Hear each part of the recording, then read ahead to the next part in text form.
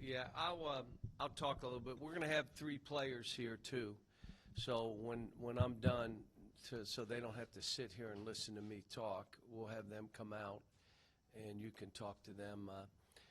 Basically, this is the summer roundup, so you have an idea of what we've done and why and all those things, and then we can talk about going forward. You can ask questions and all those things. You know, we do the summer, and we'll have goals, what we're trying to get done.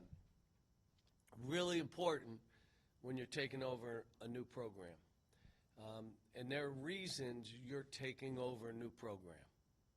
Every time I've taken over a new program, some had been decades of whatever, and others had been that season or a few seasons. So the first is you're setting the tone. This summer was so big on us setting the tone. Setting the tone on how we're going to work, why we're doing what we're doing, because it's the foundation for the culture that we're going to have. But it starts with that foundation. The second piece was the individual development. See, I believe that individual development comes before you start talking systems and how your team's going to play. And we did none of that system, teamwork, plays. We don't have an out-of-bounds play, a zone offense. We don't have a press. We have nothing. What we worked on was individual development, getting them to understand where we're trying to take each individual. The reason is, at the end of the year, my hope is they say, I've never been a better basketball player. This is the best I've ever been. This is the best my mindset's ever been. This is the best I've been as a teammate. I've got the best heart I've ever had. I care about people. I'm doing stuff. At the end of the year, that's what we want. But the foundation for that is started right here in the summer.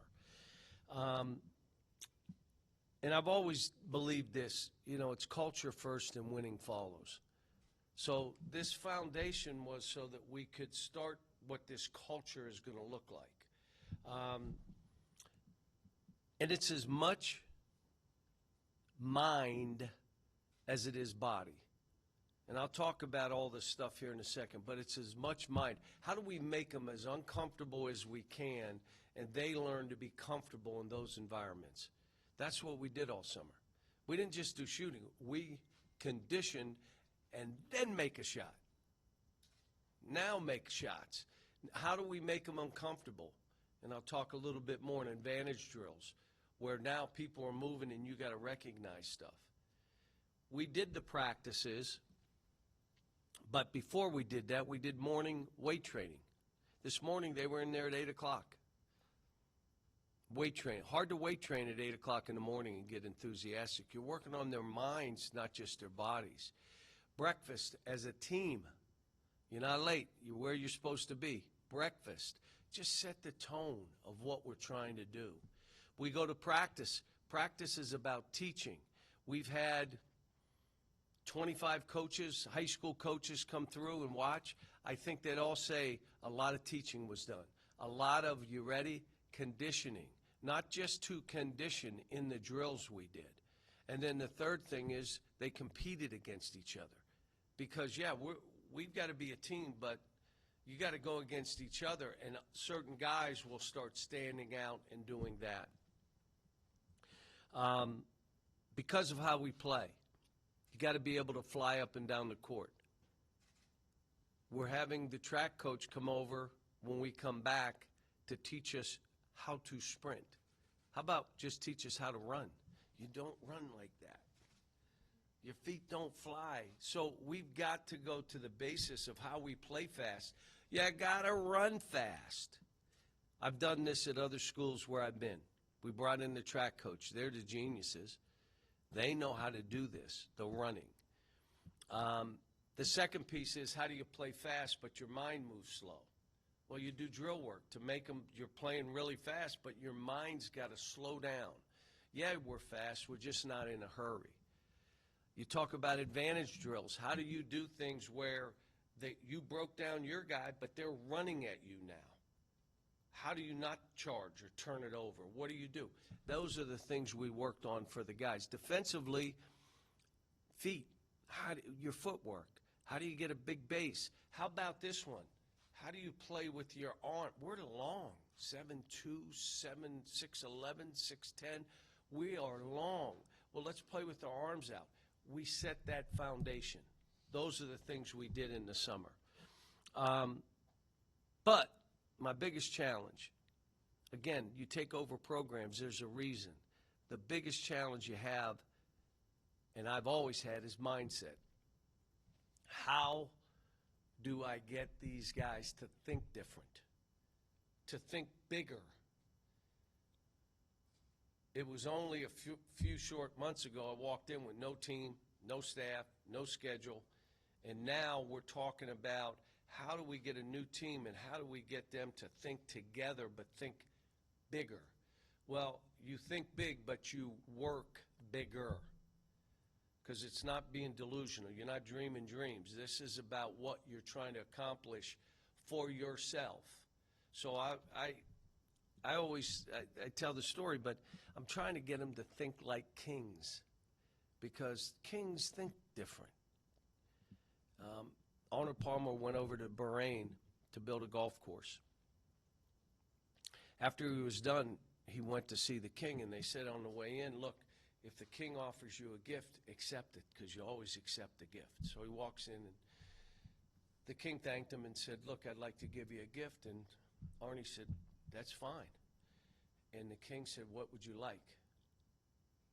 Now, Arnie was taken aback, so he said, a golf club. Just a golf club would be fine. So he left. The king said, I will. Great seeing you. He left. He goes home.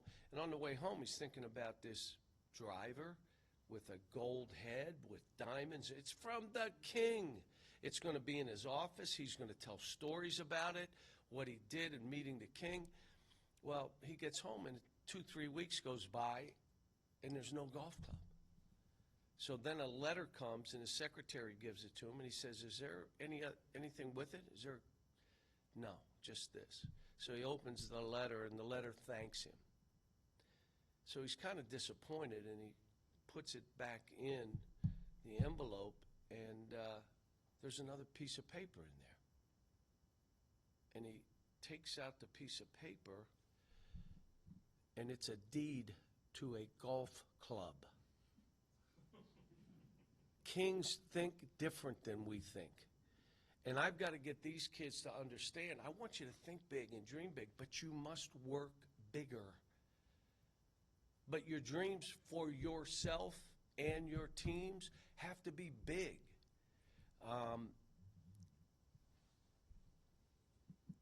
As you dream bigger, think bigger, there are going to be bumps in the road. It's all part of what we do. I say that because I feel the excitement. Like, I feel it. I feel it in the building. I feel it on the campus. I feel it around the state. I see it. I feel it. I was told a couple weeks ago that we sold out season tickets. People, it's July.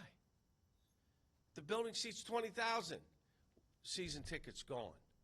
What I say to you and all of our fans, I'm as excited as you are. Let's be patient. I've already told you we haven't played.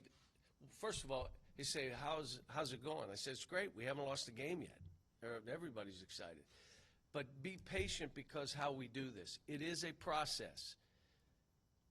No staff, no team, and no schedule 3 months ago. But you can tell I'm excited about this group, and you can talk to the players when they come in. So any questions for me? Or did I answer them all already? As coaches still learning, you please identify yourself, please. Hey, John, Bob Holt, Arkansas Democrat Gazette. You talked about, you've done a lot of stuff in 3 months. You got your staff, you got your players, you have most of your schedule, I think. How do you feel like that's gone for you? it's been kind of exciting. You know, no roster. You know what the advantage is? You handpick every guy. We handpicked them all, so that's exciting. Schedule was really hard because there was no schedule. So now where this schedule will be, right now we'd like to get another home game. We're going to Michigan and New York City. We're playing in Kansas City not far. We chose there for a game with Illinois where our fans can get to. We've got an exhibition with TCU in Dallas. We're in the works. We're in the works with Kansas on an exhibition here in Bud Walton. We play at Miami. We're trying to get another home game or another game maybe in Dallas or neutral site. Obviously, we play in Little Rock. But this was hard now, and we're still not done because most people had most of their stuff done when we took over. And then I did not ask about schedule until after I had 5 players, so I knew I could field a team. Wouldn't be a nice warm-up line, but I could field a team. Can I see the schedule? There is no schedule. There got to be a schedule. There's no schedule. So that part of it is a little bit, you like to do. But I'm going to catch a breath. I'm going to the Jersey Shore for a while. The players leave here in 2 days, 3 days, and I'm going to catch my breath. It's exciting. Now I go to bed early. Because you wake up and you're going until you sit in a chair at home, and my wife said, "Do you think you ought to go to bed?" So, but it's been great that way. Moving around the state, been great. I just want everybody to be patient and know this isn't. Now, can I go back? Coach Sutton did a great job here. Coach Richardson, think about the mid-'90s. They could have won back-to-back championships. Is not done very often. It's doable. Muss did a great job. Coach Muss, look, last year they struggled, but you think about where he took it's doable. Maybe I do it different. It takes a little longer. I don't know the history of everybody, but this thing, what we're about to do, is always going to be about players. It's going to be about putting the best talent on that floor, and then my job is to get them to come together and play for one another. And I feel comfortable doing those things. And as far as the roster you put together and obviously familiar staff. Ronnie Brewer, he's going to be in a really important position, recruiting coordinator for the Mid-South, which is Arkansas. We made a couple offers in state, and you might say, I'll only make an offer if I think, 1, the young man's built for this, and 2, he can help us win. But also, how about Dallas? How about Oklahoma City? How about St. Louis, Missouri? How about Memphis, Tennessee? There's an area that Ronnie can be. But I also want him to be our liaison to all the former players. Because anybody that knows how I've done this, and I've talked to many of them already. We're going to do a fantasy camp. I want them all to come back, be a part of this. I've sent some pictures out of some of the guys. Corliss, the picture of him, and I'm saying we got to get this back to where you guys had it. So he's going to do that. Riley Hall, who's basketball ops, couldn't have done this stuff. When you asked, how'd you get this much stuff done? Couldn't have done it without someone that knew this university and the system and how things work. And then I brought guys with me. We're still filling out the staff. We have one. I want to bring Tyler Eulis, he and Brad, to be those on-court guys. I'd like those two to be able to do some of the recruiting, so Kenny and Chucky and Chin don't have to be all of it. Those guys can be some leg work for them, which is good. They're both young and can get out there. We got Chris and Lenitha. We got Bruiser Flint. We got the 2 Kevins in the film room. Matt and Dave, who have done great jobs in the weight training and the training room. I mean, those guys are really good. I feel real comfortable with the staff. I really do. Did I miss anybody? You didn't talk about the roster. I just talk about what I want. Have you guys not understood that yet? You can ask me whatever you want. I'm going to say what. No, the roster I feel good about. 8 or 9, it's 9. We still have 10, 11, 12. We still have those guys. But that 8-man roster is kind of handpicked. The others, if they can work themselves into a rotational, that's fine. They all can shoot. I want guys that can make shots. No, I feel good about the roster. The balance of the roster, bringing some guys with you, some high school guys, one returning player, that was obviously by design, as you said. What have you been able to ascertain as far as how that looks so far is in limited stuff that you've done? Well, I feel pretty good. 3 guards, 3 wings, 3 bigs. Trevin's better than I thought he was. So a story. He's standing there and he's laying on his back. I said, "You're better than I thought you were." And he looks at me and says, "I told you." But that's the confidence that I want him to feel. He's talented, but he's got to get into wars and be comfortable in those situations. My whole thing with what I do is I try to make guys uncomfortable and let them know you must be comfortable when you're uncomfortable. You got to learn. You got to understand that's all part of it. But no, I'm feeling good about who we have and what we have, and they're going to compete. We have a few point guards. Probably have 3 or 4 guys that could play point. And as a follow-up to that, Nelly Davis and Jonas Adu, guys that are all-league type of guys, maybe preseason All-American stuff, how have they looked so far in terms of both leadership and on-court? You could tell they're experienced. They're like vets. The other guy that's been really good is Adu Thiero. I keep telling him he's turning into his father. I coached his father. His father's truly cut out of granite, and you're going to see him. And you guys saw him a year ago, but the things he had to work on and needs to continue to work on, he has. DJ, David's done a great job. DJ's father came in and looked at him the other day and said, "Man, what?" TB's dad, same thing. I see bumps on my son I haven't seen. So when we talk weight room, I don't want to hear they're doing great. Give me numbers. It's all I want is numbers. The other stuff doesn't matter. I don't need it. And when you see the numbers, like some guys, their core and their legs, if you want to be better, that's got to improve. Some guys had to go body fat. Like we had a guy like 20. Can't be 20. What? He's at 12 right now. So, I mean, those are the things that I'm seeing. Nelly lives in that gym. He'll work out 2-3 times a day. Can really shoot it. What I love is making him uncomfortable. Because when he's uncomfortable, and you can see it. And I can say to him, this is what you have to overcome. We've got to make you comfortable being uncomfortable because now you can be an attack dog. TB, I'm trying to make him an attack dog. I don't want him standing out there shooting threes. No, you're not doing that here. I'm not letting Z, you ready, shoot any threes.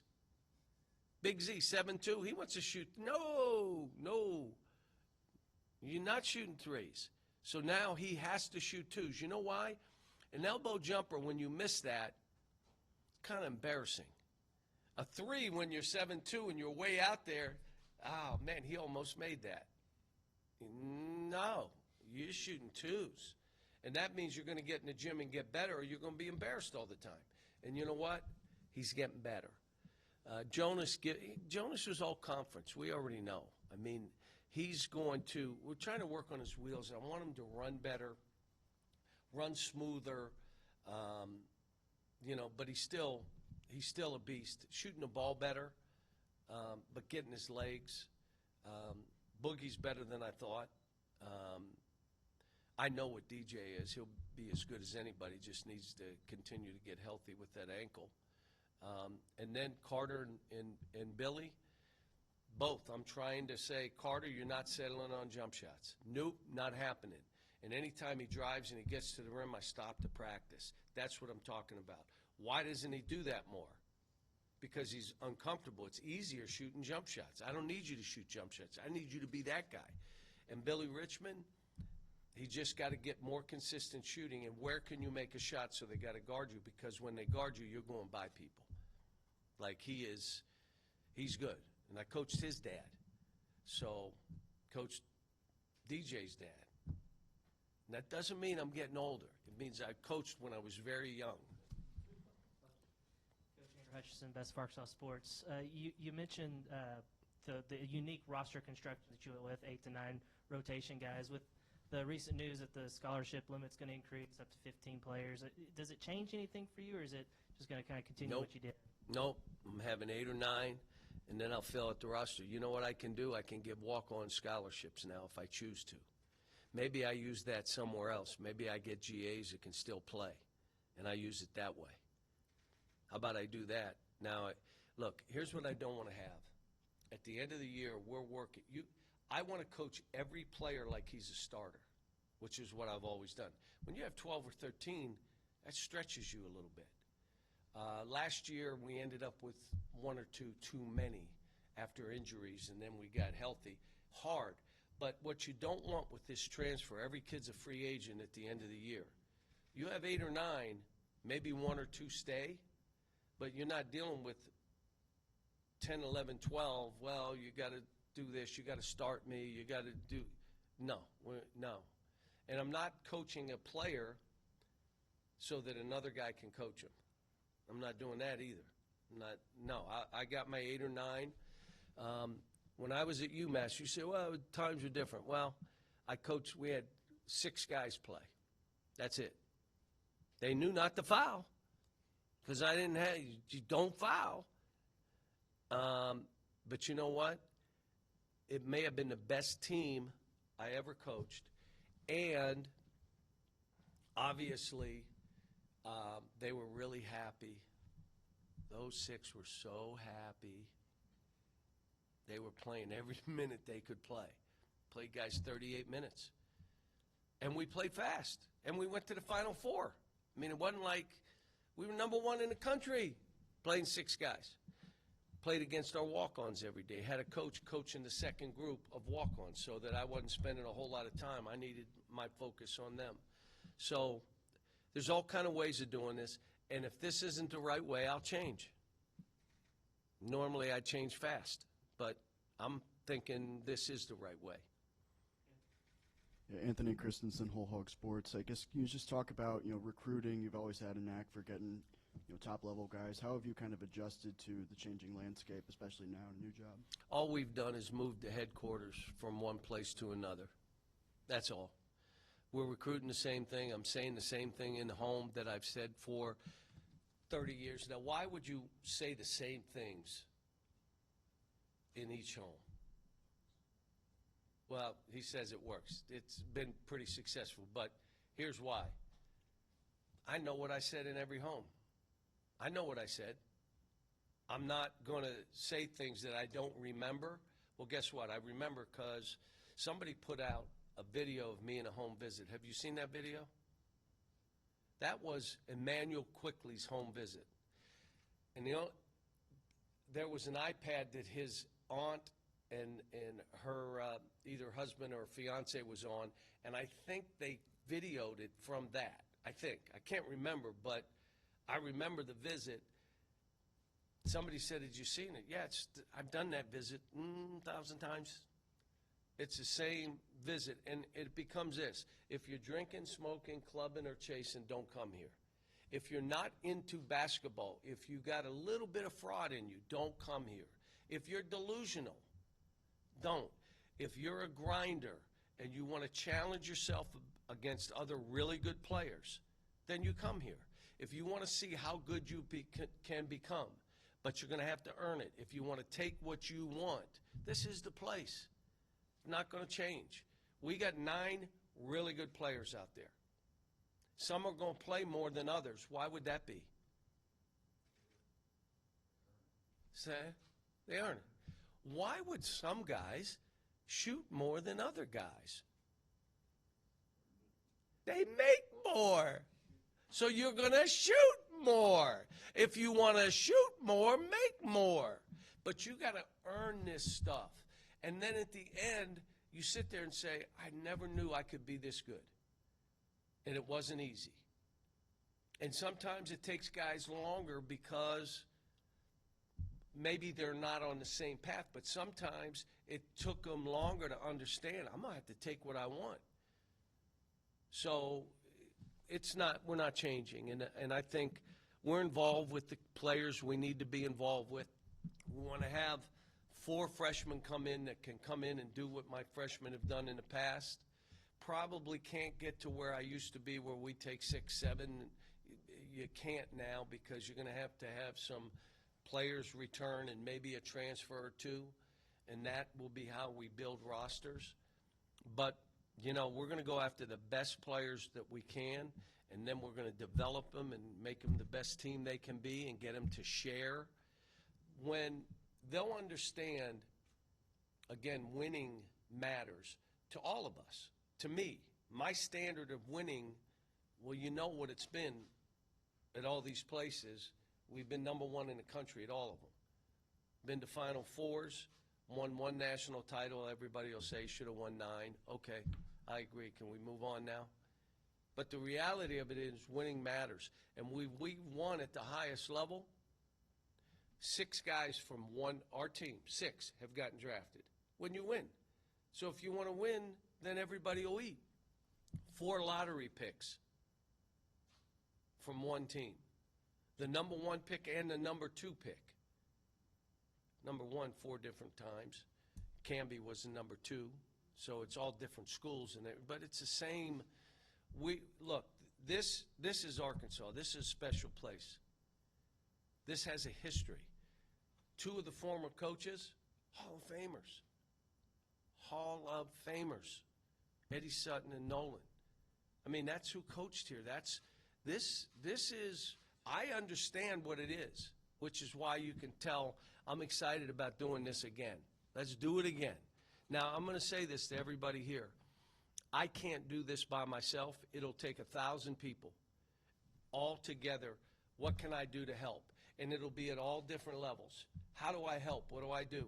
We get it done. I want 1,000 people to say, without me, it couldn't have been done. He needed me to help. Yes, I do. And part of that right now, just make sure you're a little patient. It doesn't happen overnight. Look, there's no magic wand up here. They're not computers. I've said that many times. This isn't a video game. Got to work on their mind. Well, guess what? That takes time. That mindset. To get that negative voice off your shoulder. You're thinking positive voice all the time. Things don't go right. Forget that voice, that other voice. If you want to be special and set yourself apart, you got to be your biggest cheerleader. You can't expect me to build your self-confidence. You know where you build your self-confidence? In that gym. And if you miss 10 straight shots and I say, you're okay, it doesn't matter. You look in the mirror and say, I'm not okay. I don't know why he'd say that. I mean, you build it yourself. And that's what we're doing. And I'll tell you, again, this has been a great summer. I need to step away just to breathe a little bit. But we've enjoyed it. And someone will call, how's Ellen doing, my wife? She grew up 2.5 hours from here. I told her, you grew up, she grew up in Osceola, Missouri. I tell her she grew up on a dirt farm. She said, it wasn't a dirt farm. But that's where she grew up. She's more than comfortable. So, like, I'm excited to get this going. It's going to be hard. They're all hard. You won't believe this. Other teams are trying to win, too. And other teams are putting things together. And we're in the SEC. And by the way, I think some people have picked us in the bottom half already. Oh, we've been picked in the bottom half.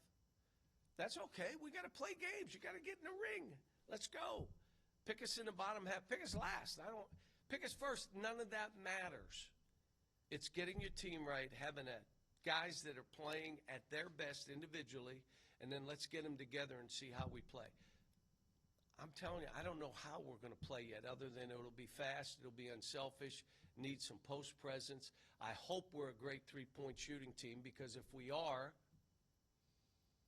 we'll shoot a lot of threes. If we're not, well, you got to shoot whatever you can. You're not that team. We'll figure it out when we get them all back here in September, late August. Yes. That answer your question? No, I didn't think so. Jackson Fuller, the Southwest Times Record. Coach, you've already spoken about him a bunch today, but TB, can you walk us through maybe any insight on that process of him coming back here? You know, it sounds like I told you so. He maybe, had to prove himself a little to you. What was that like of him returning? No, I just, when I went in that room, that locker room, and there was no one in there, like, my thought was, well, maybe he don't want to be here, and I wasn't going to beg anybody. I don't even beg recruits I'm recruiting. They got to want this as bad as I want them. They got to want me and us, our staff. And with a player that's been here, if they don't want to be here, would you want him here? No? So then I find out, like, Coach, I think he wants to be here. Really? Well, get him on the phone with me. Because I knew he was good. And then we talked to his dad, sat down. That's what he wanted to do. I said, well, let's go do this. Told him my plan for him, what we try to do. But he's going to be in here. You can talk more about that with him. I'm excited for him because, talked to Conzo Martin about him, who loves him, by the way. And I think my hope is everybody comes out and says, that's what I knew he could be. Then we've done our job as coaches. So you have an idea of the mindset for all these kids. He's never been better. I knew he could be that good. Those are the things I want to hear. And then talking specifically about Kenny Payne, I know you talked about staff already a little bit, but talking about Kenny Payne, how big has it been just for you to have him on your staff again after his time at Louisville in the NBA? Well, Kenny and Chin's here. You're talking Chucky. They're all brothers. We've been in the fight together. We've been in the foxhole together. And what we know, Bruiser, that no one's going to run for coffee and not come back. We're in the foxhole together, and we're each other's PR machine. They know how I'm going to be toward them. I give them room to do their thing. Kenny and I had an unbelievable run. And let me just say, that 10 years, 8 years may never be matched by anybody. That was ridiculous.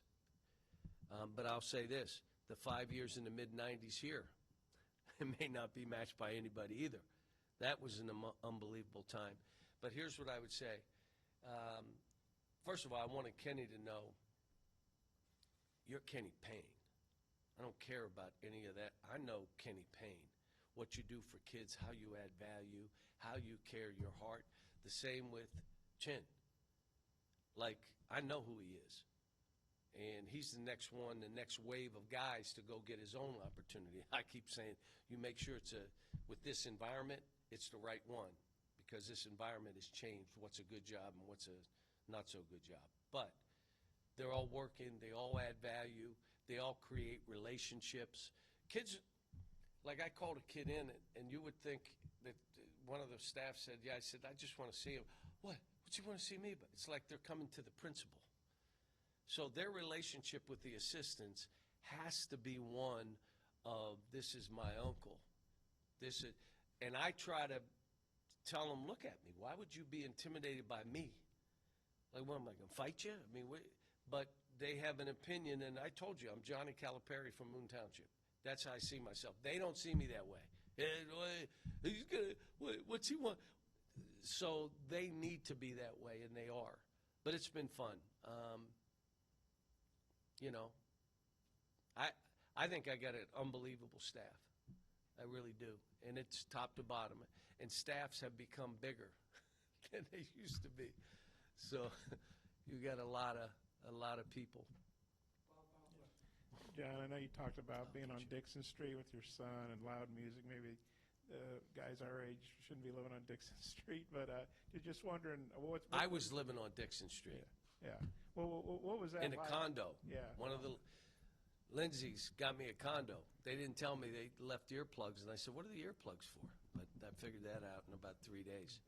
So I guess what was that like? And then now I know you got a nice house, obviously.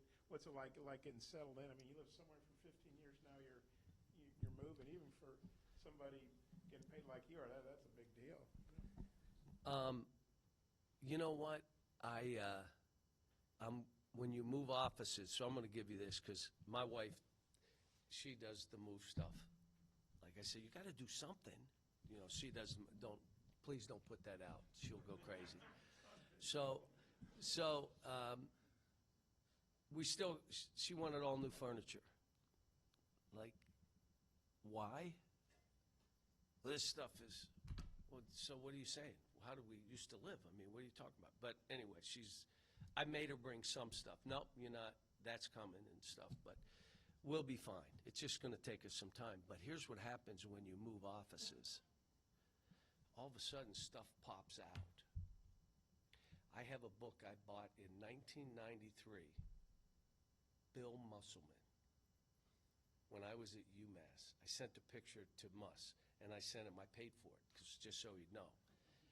And his dad was way ahead of the game at that point. And so there's stuff like that pops out. There's things that I'm sending. For some reason, I had the Final Four program from 213 and still the wrapping on it. Final Four program, why would I have it? And I looked, and Syracuse was in it. So I sent it to Jim, and I said, thought you might enjoy this. It popped out. I don't have any idea why I still had it. Who won the national title that year?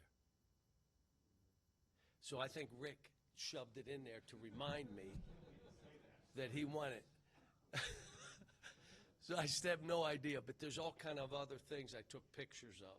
Fran Fraschilla had it. They're just, so, and then I've read some stuff I was saying back in 96 and 95 and stuff in, 2005, and I hate to tell you, I've been pretty consistent with how I approach things. I'm going to take the responsibility for what is on me and leave it off those kids. And but some of it, like I told Brad, you need to read this, and I'm going to have Lenitha type up some of the stuff just for me to save it. But that stuff kind of goes through. And I'm a little bit of a hoarder. My wife says big, but it's organized. It's not chaos. It's organized stuff. But I've been doing this for a while. So getting my office set up at home and here, there's a lot of stuff. But we're living in a great area. It's in a cul-de-sac. I can go outside in the morning to walk my dog, and my hair can be up like that. And no one sees me. There's no pictures, no one back there. So it's, we're comfortable. And my wife, for you men to understand, happy wife, happy life. She is 240 from her family. We've already driven up there. And she's comfortable with this kind of lifestyle. And I am. Like, look, I started on a college campus at UMass. 90,000 here. How many students? 33,000. 90,000 people live here. But you had Boston 2 hours away, Little Rock. You had New York 3 hours away, Oklahoma City. You have Dallas. You have Kansas City. But you're on a college campus. And it's built for this town, for the students, because it's a college campus. But I'm comfortable with that, and so is Ellen. And, we're just ready to get started, get away, come back, let's go. It's on. Anybody in the back, you have any questions for me?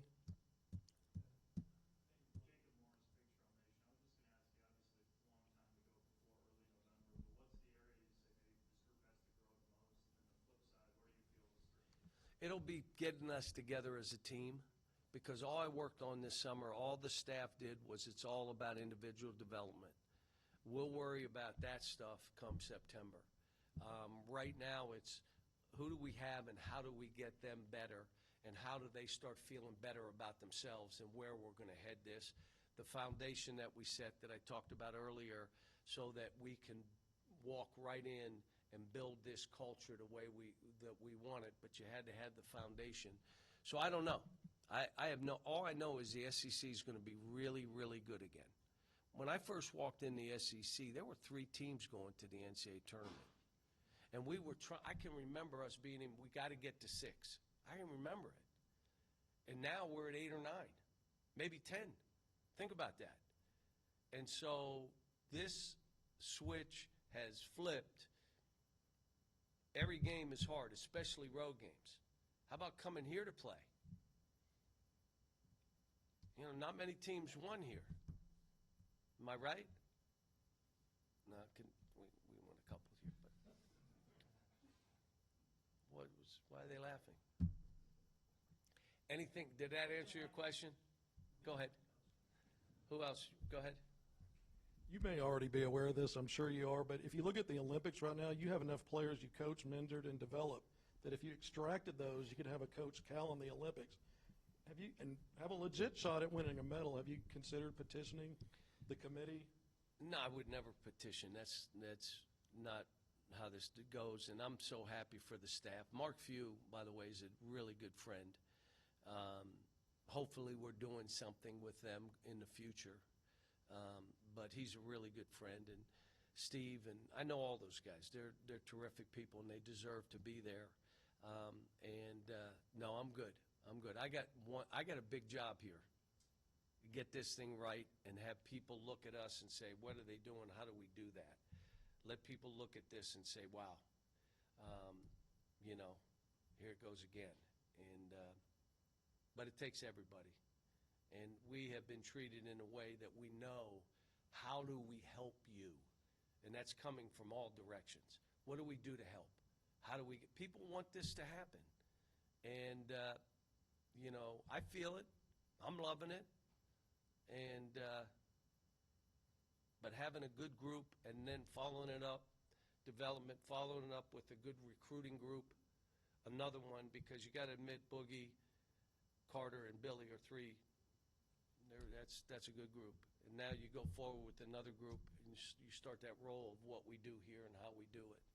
How about we bring the players in and let those guys, you can ask them questions, whatever you want, and I'll leave so they can say whatever they have on their chest and mind, okay? Thank you.